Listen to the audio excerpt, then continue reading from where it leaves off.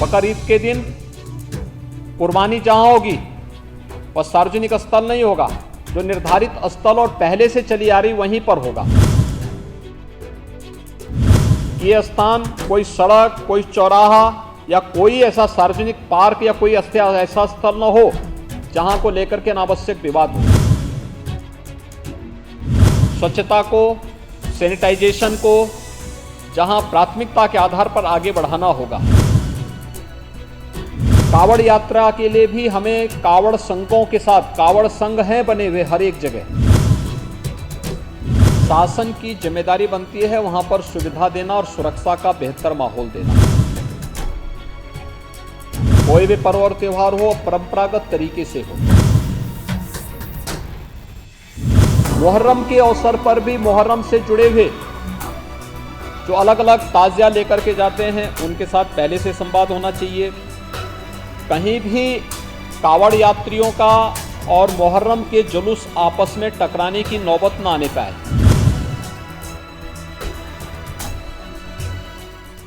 इसमें 9 या 10 को जो भी मुस्लिम धर्मगुरु घोषित करेंगे उस दिन उनकी बकरीद का कार्यक्रम संपन्न होगा पूरे प्रदेश के अंदर।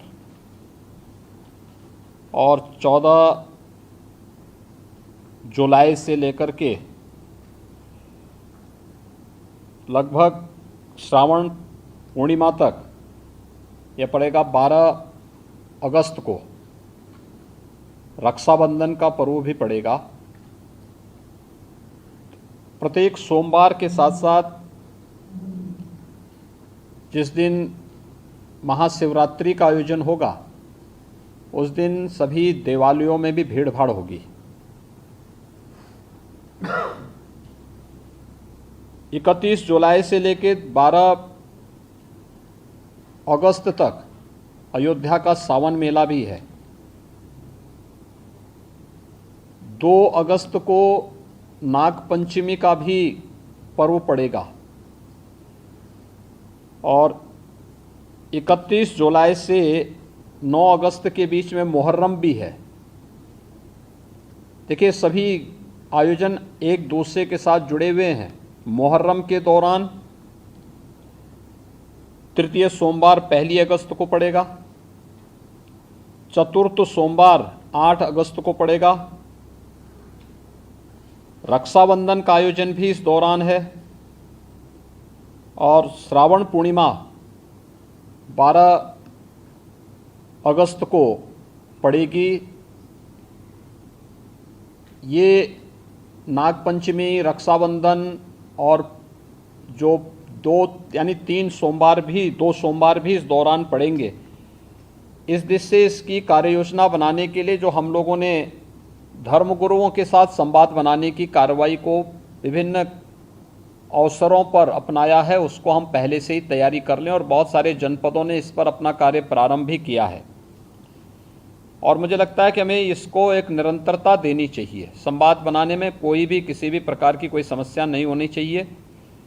ये निचले स्तर पर कहीं पर थाना स्तर पर पीस कमेटी की मीटिंगों के माध्यम से और थानाध्यक्षों के और अन्य जो हमारे इंस्पेक्टर, सब इंस्पेक्टर हैं, इनके माध्यम से भी कुछ धर्मगुरुओं के साथ, पुजारियों के साथ या अन्य जो मौलवी हैं उन सब के साथ हम लोगों को संवाद बनाने में कोई भी संकोच नहीं होना चाहिए। समाज के जो मानिंद हैं, अलग अलग तबके के, उन लोगों के साथ भी संवाद बनाने में हमें किसी भी प्रकार का कोई संकोच नहीं होना चाहिए।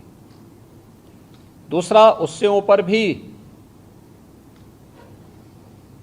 जो हमारा सर्किल है या ज्वाइंट मजिस्ट्रेट हैं उनके माध्यम से भी, या जो उप जिलाधिकारीगण हैं, ये लोग भी संवाद बनाएं, अच्छा होगा। अलग अलग धर्मगुरुओं के साथ, समाज के मानिंदों के साथ में, जिनकी समाज में अपनी एक पकड़ होती है, जनप्रतिनिधियों के साथ संवाद बनाना, उनकी गतिविधियों पर भी निगाह रखना, नज़र रखना। ऐसे ही जो एडिशनल एसपी और एडीएम स्तर के अधिकारी हैं, वे लोग भी अपने इस कार्यक्रम को करें और जनपद स्तर पर जिलाधिकारी और पुलिस अधीक्षकों को भी संवाद के इस कार्यक्रम को आगे बढ़ाना होगा। यह सुनिश्चित करें, क्योंकि ये सारे कार्यक्रम पड़ेंगे और 15 अगस्त को स्वतंत्रता दिवस का कार्यक्रम भी होगा, जो बहुत, चूँकि अमृत महोत्सव है आज़ादी का, तो इस अवसर पर कुछ विशेष आयोजन होंगे। उन आयोजनों के साथ पूरा प्रदेश जुड़ेगा। तो जितने भी ऐसे तत्व हैं जो एंटी सोशल हैं, एंटी नेशनल हैं, वे कुछ न कुछ गड़बड़ी करने का प्रयास करेंगे, माहौल को ख़राब करने का प्रयास करेंगे। इसलिए सतर्कता और सावधानी, इसके लिए संवाद हमारा महत्वपूर्ण है और संवाद के माध्यम से इसके समाधान का रास्ता निकालना, इसकी समीक्षा रेंज स्तर पर, कमिश्नरी स्तर पर, जोन स्तर पर निरंतर होती रहे। पर्व और त्यौहार कोई भी हो, शासन की जिम्मेदारी बनती है वहां पर सुविधा देना और सुरक्षा का बेहतर माहौल देना। कोई भी पर्व और त्यौहार हो, परंपरागत तरीके से हो, परंपरा से हटकर कुछ भी हम न होने दें।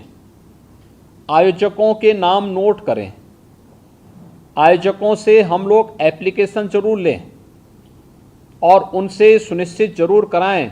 हमने गृह विभाग को भी मैंने एक परफॉर्मा उपलब्ध करवाया था कि उसे हर एक जनपद में उपलब्ध कराएं और उसी के माध्यम से अनुमति भी सुनिश्चित कराएं। शर्तें जोड़िए उसमें कि वह कहीं भी शांति को भंग करने वाली व्यवस्था, कोई भी ऐसा बयान नहीं देंगे, कोई भी ऐसा कार्य नहीं करेंगे जिससे शांति व्यवस्था भंग होती हो, या किसी जाति, मत, मजहब, वर्ग, संप्रदाय या किसी भी अन्य उसकी भावनाएं आहत होती हैं, कोई भी इस प्रकार की बयानबाजी न हो। इस पर ध्यान देने के लिए हमें जहां व्यवस्था बनानी पड़ेगी, वहीं साथ ही साथ हम इस बात को सुनिश्चित करेंगे बकरीद के लिए मुस्लिम धर्मगुरुओं के साथ और इस आयोजन के साथ जुड़े हुए जितने भी लोग होंगे उन सभी के साथ हमें संवाद बनाना होगा। कावड़ यात्रा के लिए भी हमें कावड़ संघों के साथ, कावड़ संघ हैं बने हुए हर एक जगह, उनसे भी संवाद बनाना पड़ेगा। अगर हम उसी स्तर पर संवाद बनाएंगे तो बाद में जब ये भीड़ इकट्ठी होती है तो उस समय समस्या नहीं खड़ी होती है, तब ये कार्यक्रम एक रूटीन का हिस्सा बन जाता है, फिर उसमें कोई समस्या पैदा नहीं होती है। इसलिए उन सभी चीज़ों को हमें पहले से ही एक संवाद बनाकर करना होगा। मुहर्रम के अवसर पर भी मुहर्रम से जुड़े हुए जो अलग अलग ताज़िया लेकर के जाते हैं उनके साथ पहले से संवाद होना चाहिए। कहीं भी कावड़ यात्रियों का और मुहर्रम के जुलूस आपस में टकराने की नौबत ना आने पाए, इसके लिए पहले से रूट तैयार कर लेना, पहले से सुनिश्चित करना कि किसी की भावनाएं आहत भी न हो और दोनों कार्यक्रम संपन्न हो जाएं, परंपरा का उल्लंघन भी कहीं न हो, इस बात को सुनिश्चित करेंगे और इस पर हम लोग पहले से ही ध्यान देंगे जिससे कहीं भी कोई बात न हो। दूसरा, नगर विकास के द्वारा और पंचायती राज विभाग के द्वारा स्वच्छता को, सैनिटाइजेशन को जहां प्राथमिकता के आधार पर आगे बढ़ाना होगा, वैसे भी संचारी रोग नियंत्रण का एक कार्यक्रम 1 जुलाई से चल रहा है। स्वच्छता, सैनिटाइजेशन उसका प्रमुख पार्ट है। इसको हम विशेष रूप से एक अभियान के रूप में लें। बकरीद के दिन कुर्बानी जहां होगी वह सार्वजनिक स्थल नहीं होगा, जो निर्धारित स्थल और पहले से चली आ रही वहीं पर होगा। हम सुनिश्चित करें कि यह स्थान कोई सड़क, कोई चौराहा या कोई ऐसा सार्वजनिक पार्क या कोई ऐसा स्थल न हो जहां को लेकर के अनावश्यक विवाद हो। और कुर्बानी के बाद जो भी वहां पर सॉलिड वेस्ट पड़ा हो उन सबको निस्तारण करने की भी व्यवस्था की जानी चाहिए, चाहे वह आयोजक करें, चाहे वह नगर निकाय या पंचायती राज विभाग से जुड़े हुए लोग करें। इस व्यवस्था को पहले से सुनिश्चित होना चाहिए कि कुर्बानी के तत्काल बाद उसकी सफाई की व्यवस्था भी हो जाए जिससे गंदगी न होने पाए। और वह जो सॉलिड वेस्ट आप डालेंगे वह एक ऐसी जगह रखना चाहिए जहां बस्ती से दूर हो, नहीं तो बहुत तेज बदबू करेगा। उसके बाद तमाम प्रकार की बीमारियां और अन्य संक्रामक बीमारियां वहां पर होने के खतरे होते हैं। इन चीज़ों को सुनिश्चित करेंगे। उसको पानी में बहाएंगे भी नहीं, ये भी सुनिश्चित करेंगे।